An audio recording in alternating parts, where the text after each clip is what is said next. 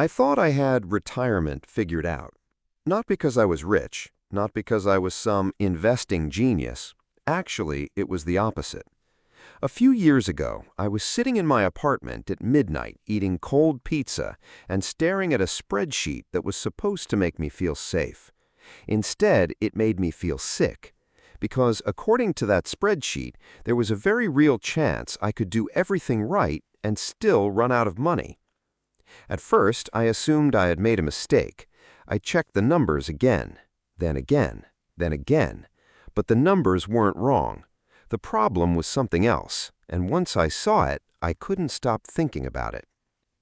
3 years earlier, I had become obsessed with financial independence. Not because I hated my job. My job was fine. Boring, but fine. I worked in operations for a logistics company. Nothing exciting, nothing glamorous. The kind of job where every day feels suspiciously similar to the day before. But one afternoon during lunch, I stumbled across a video about early retirement. The idea sounded almost magical. Save enough money, invest it, withdraw 4% every year, live off the portfolio forever. Simple, clean, elegant. For the first time in years, I felt like there was a map. I didn't need to become a millionaire celebrity. I didn't need to invent an app. I just needed a number.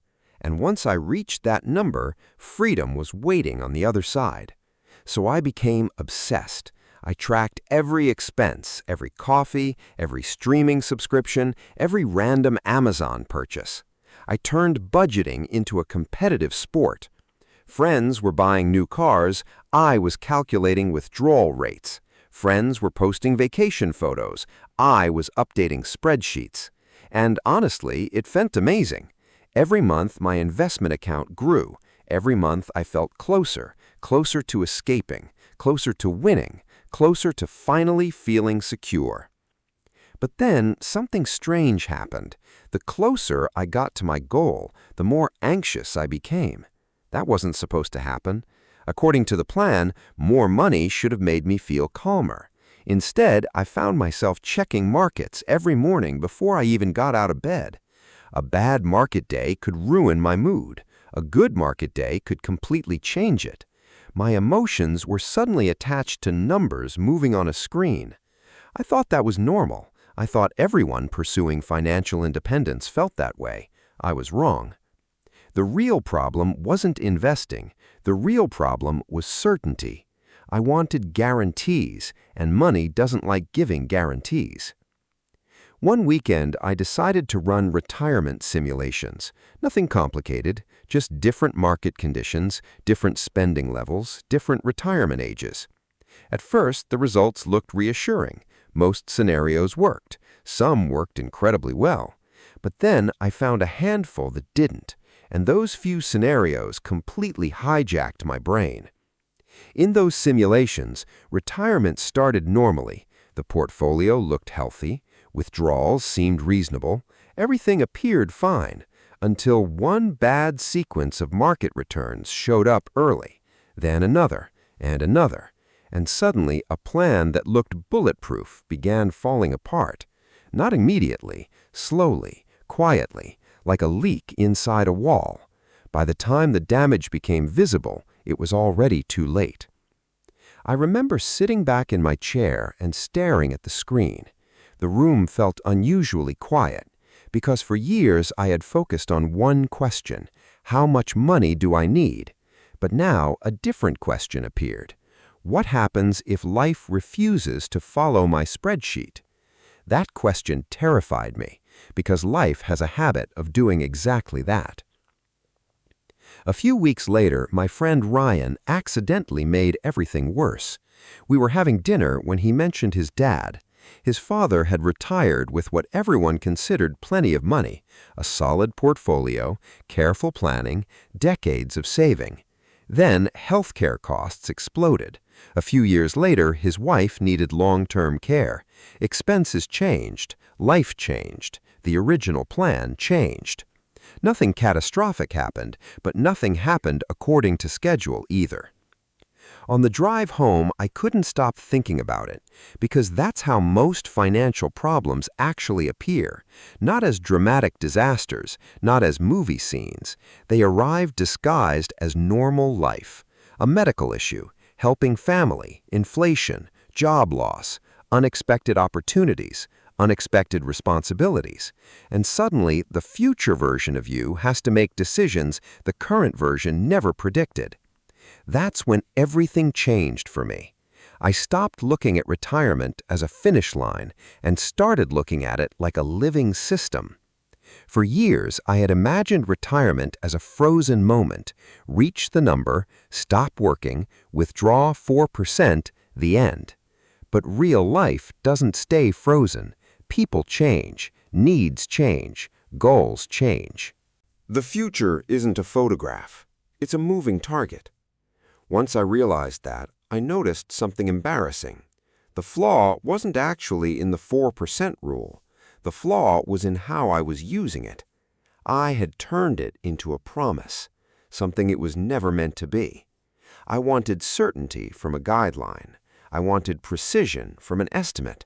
I wanted a guarantee from a probability. And that's where things became dangerous, because humans love certainty, even fake certainty, especially fake certainty. We're uncomfortable with ambiguity. We want exact answers, exact timelines, exact outcomes. But money doesn't work that way. Life definitely doesn't work that way. I thought discovering this would discourage me. Instead, it did the opposite. Because once I accepted uncertainty, I became more flexible. And flexibility turned out to be far more valuable than precision. So I changed my entire approach. Not overnight, gradually. First, I stopped obsessing over a single retirement number. Instead of asking, how much do I need? I started asking, what options does this money create? That subtle change completely altered how I viewed wealth. Then I built extra margins into everything. More cash reserves, lower expected spending, backup plans, alternative income possibilities. Nothing complicated, just room for reality. The funny thing is that none of those changes made me richer immediately, but they made me sleep better, and that mattered more than I expected. Before, every market decline felt personal. Now it felt like weather, sometimes sunny, sometimes stormy, neither one permanent. The next surprise came a year later. I received a promotion. It wasn't life-changing money, but it increased my income enough that I could save more aggressively. The old version of me would have immediately updated the spreadsheet and calculated a faster retirement date. The newer version did something different. Nothing, at least for a while. And that felt weird, because for years, every financial decision had been connected to escaping work as quickly as possible. Now I was focused on building resilience instead. Ironically, that made me less desperate. The less desperate I became, the better my decisions got. I stopped chasing shortcuts, stopped obsessing over predictions, stopped treating my future like a math equation. And that's when I noticed another psychological trap, one that had been influencing me the entire time. I wasn't actually afraid of running out of money. I was afraid of losing control. Those aren't the same thing. Running out of money is a financial problem. Losing control is an emotional problem. And emotional problems often disguise themselves as financial problems.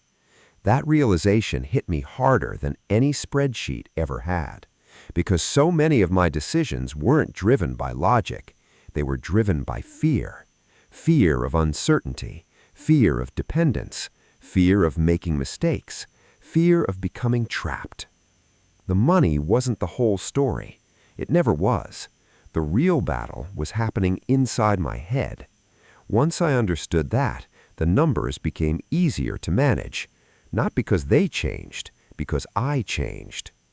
A couple of years later, I opened that same spreadsheet again, the one that had ruined my evening years earlier. The projections were different. The balances were higher. The assumptions were better. But that wasn't what stood out. What stood out was how differently I reacted. The younger version of me was searching for certainty. The newer version was searching for adaptability. One mindset demanded guarantees, the other accepted reality. And reality is messy. Markets change, people change, life changes. No formula can eliminate that. The strange part is that discovering the flaw in my retirement plan didn't make me abandon it, it made me improve it. Not by finding a better withdrawal rate, not by finding a more sophisticated spreadsheet, not by predicting the future more accurately.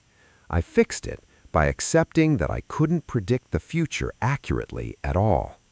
That sounds obvious now, but it took me years to understand, because the biggest financial mistake I ever made was not using the wrong formula.